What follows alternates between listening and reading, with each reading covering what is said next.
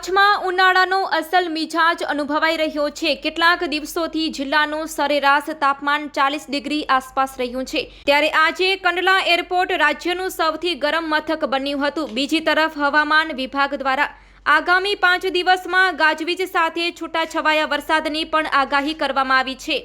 આ અંગે મળતી વિગતો અનુસાર કચ્છમાં કેટલાક દિવસથી તાપમાનનો પારો 40 ડિગ્રી આસપાસ જ રહ્યો છે, જેના પરિણામે શહેરી તેમજ ગ્રામ્ય વિસ્તારોમાં લોકો કામ સિવાય ઘરની બહાર પણ નીકળી શકતા નથી।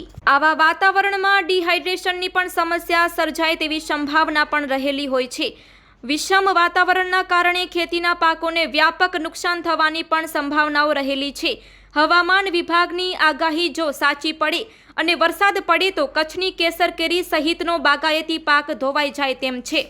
કચ્છના મહત્વના મથકોમાં નોંધાયેલા તાપમાન પ્રમાણે કંડલા એરપોર્ટમાં મહત્તમ 43 ડિગ્રી, ભુજમાં 42.7 ડિગ્રી, નલિયામાં 37.5 ડિગ્રી તેમજ કંડલા પોર્ટમાં 37.4 ડિગ્રી તાપમાન નોંધાયું હતું।